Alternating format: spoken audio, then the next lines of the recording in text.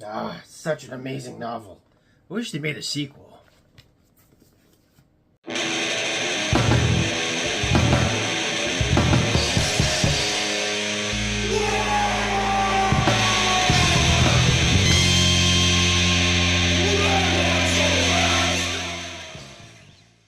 Wow! Welcome back to the Red Ones Go Fast. Old Big Mek here, and it's time for another episode of Orktober. And in this one, we're talking about Orc books and other lore and assorted things. Let's get into it. First of all, yes, welcome to the Red Ones Go Fast, the fastest growing Warhammer 40,000 channel on all of YouTube. Not only because it's red, but because old Big Mek has lost his marbles and has made a new video every single day of the month for Orktober. Something I did last year as well, but we are really kicking it in the teeth this year, and the growth has been amazing. So to all the newcomers, welcome. Hope you stick around. Go watch a whole bunch of the other videos, because even outside of the Orctober extravaganza that old Big Mek has been putting out, we have a lot of videos in the backlog, specifically about Warhammer 40,000, and quite a few about Orcs. Tends to be our favorite army around here. But anyways, let's get into this episode. Now, every Orc loves a good trinket, and there are all sorts of cool extra bits that we could talk about, such as keychains that have come out, bottle openers, and, well, even secret Magic the Gathering cards. But we'll save some of that for another video. What I wanted to talk about today was actually Orc lore and books, and for a very, very good reason. You see, Space Marine 2 just came out recently and has absolutely taken the gaming world as a whole by storm, and it has brought a lot of new people into Warhammer 40,000 as a hobby who want to know more about this super amazing universe that Games Workshop has built. And well, the Orcs feature very prominently both in all of these games and in the overall lore of Warhammer 40,000. For those of you that maybe haven't been playing all of the games, all the way back in the late 90s, early 2000s, there was this little game called Dawn of War. And it was Warhammer's version of kind of like Warcraft/Spacecraft, which is another video for another time. But anyways, Dawn of War came out and it was amazing. And the main antagonists were the Orcs. You played as Space Marines fighting against the Orcs. So they were right there in the beginning. Space Marine 1, when it came out and it hit the consoles, I think PC at the time as well, you played as Captain Titus and you started the game fighting a bunch of Orcs. And while the Orcs may not feature in Space Marine 2, they have had a lot of releases lately, with the side-scroller amazing game Shoot Blood and Teeth, and the new open-world racing Mad Max style game Speed Freaks, both recently coming out to massive success. Orcs are also main features and mainstays of the mobile games, such as Warhammer Combat Cards and Tacticus. So really, everywhere you look in Warhammer 40k, there are Orcs. Now, back in the late 90s, there wasn't a whole lot of Warhammer stuff available outside of literal Warhammer. So like you bought a box set or a codex or something like that, that was it. There were no action figures, there were no video games yet, there were no books or anything else to bring lore in. And all that changed in the early 2000s when Black Library really started to pick up steam and sell worldwide, and you'd find them in places like Barnes & Noble, and you'd be able to buy a Warhammer book right next to a Star Wars book. And those early ones were bangers. Of course, they got the amazing Dan Abnett to write both the Inquisitor series, so you had Eisenhorn, and then followed by Ravener, and now Beckwin, and then the Gaunt's Ghost series, which was the absolute seminal, I don't know, just kind of like made everything 40k for an entire generation. That's how important that book series was. But even amongst all of that, and even amongst all the Orkdom, there wasn't a whole lot of books that featured Orcs. They might be as an antagonist in a book or two, or feature in a short story or a novella, but there weren't any really books about Orcs. Until now. Back in 2020, when we were all in Nurgle's grasp, Black Library absolutely rocked the world with this book, Brutal Cunning by Mike Brooks. This book came out of nowhere. Mike Brooks came out of nowhere, and it was absolutely amazing.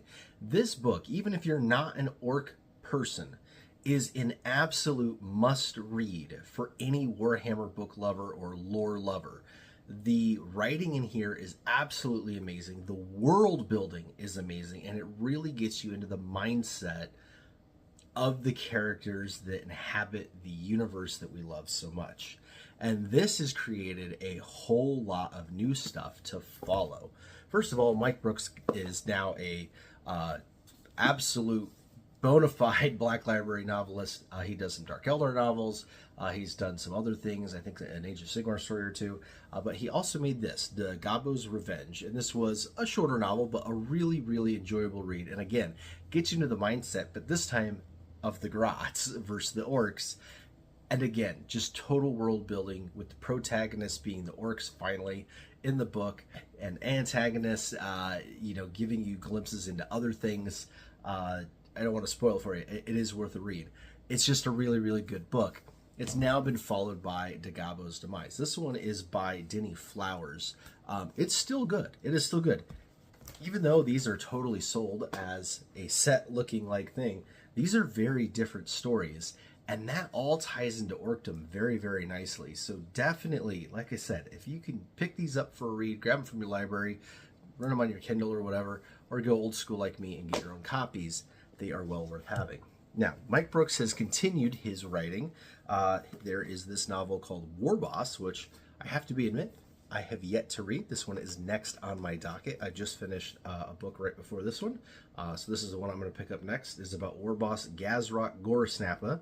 And it happens to tie into his other novels, which include The Big Mek. Now, this is the sequel to Brutal Cunning. This came out this year in 2024, and this one dropped with an exclusive model of Uthak Blackhawk, who is the main character of both Brutal Cunning and The Big Mek. This model is important for a number of different reasons. First of all, this is the first new Orc War Boss in over a decade, and yes, he is a war boss. Inside this box is a data sheet for the generic war boss, even though he's on a 50mm base and the war boss is on a 40. Foreshadowing? Anyways, you can run him as a war boss, but also the actual sculpt is amazing. This thing is so orky and so awesome. But it's also important because this is only, as far as I can tell, the second time a character from a 40K novel got turned into a figure. Now, there's been figures that got turned into novels, such as Colonel Schaefer's Last Chancers. The models actually came out first, the book came out second, and we got Inquisitor Eisenhorn, which was the first one to come out on its own, and now Uthak Blackhawk. Oh, I take it back, there's been 3, because they did do the Gaunt's Ghosts twice. So, a squad, but still, there's only been 3 instances of Black Library making it to the models, not the other way around. And that is pretty cool that Orcs is one of them. Now, what is the point of all this? Why are we talking about all of these books and models and things? Well, if you are newer to Warhammer and you've maybe played a video game or two, or watched a few videos, or read a codex or something, and you want to learn more, it's kind of hard to figure out where to go, right? What to dive into next. The Black Library novels are all over the place. They run the gamut. The most popular ones are all the Horus Heresy novels, but those are all Space Marine on Space Marine, and they're all set in 30K, so they don't really tell you a whole lot about 40K. And the 40K novels tend to kind of be all over the place. You end up with all sorts of novels about very, very big main characters, such as Primarchs and things, and not a whole lot of novels about various races and various factions that are not the Imperium. There have been a number of really good ones. The Infinite and the Divine was fantastic for Necrons. Day of Ascension was fantastic for Genestealer cults. So yeah, there's been quite a few out there, but really each faction kind of only gets a couple of books. Orcs are the first ones outside of Imperium and Chaos to really kind of get a good handful going. So if you want to dive in, you can absolutely pack your reading list full for a good long time. And there's more that I haven't even shown here. There's the new Gazgul Thraka novel, which is fantastic. That's the one I just finished, One of my grots stole it, so I haven't found it to show you. But that was a really, really fantastic one by Nate Crowley. And again, it really gets you into the mindset of not only orcs, but the setting as a whole in a really, really interesting way. So definitely pick that one up.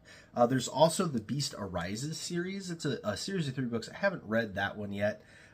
They're pretty big, and they're about some orcs that kind of make it all the way to the heart of the Imperium, I think. So yeah, if you want to learn some more, definitely think about picking some of these Black Library books up. Almost all of them are available as ebooks, so you can rent them from your local library, or you can get them on Amazon or something like that. Also, I'll throw some links down in the description below for the Amazon ones. They tend to have really good deals on them, or have $0 offers on a Kindle, which is pretty cool.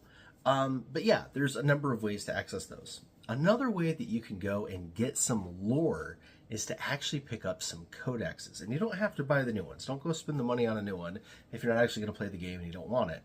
But older editions can be found very, very cheap online, whether through Amazon or eBay or vendors such as Might Taker Miniatures. You can buy the used codexes sometimes as cheap as $5, and the lore is still all accurate. The lore is still good, and that's not only going to give you some stories, but it's going to give you some photos and some background and some maps and things like that.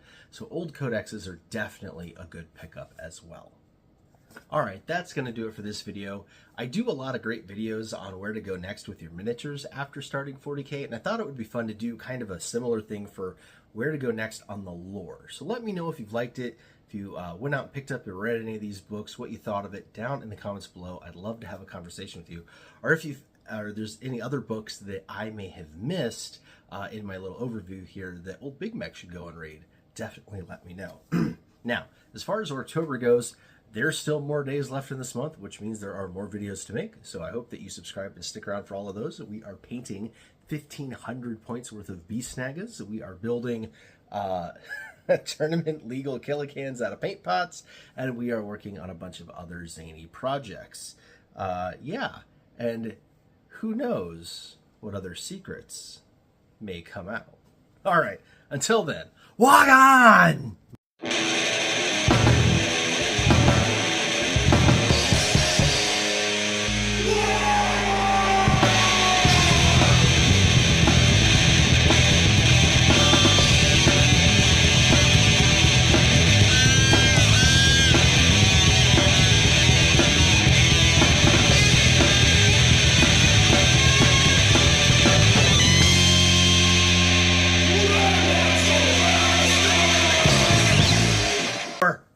Orktober, we are going to get into Orc books. Orc book. Orc book.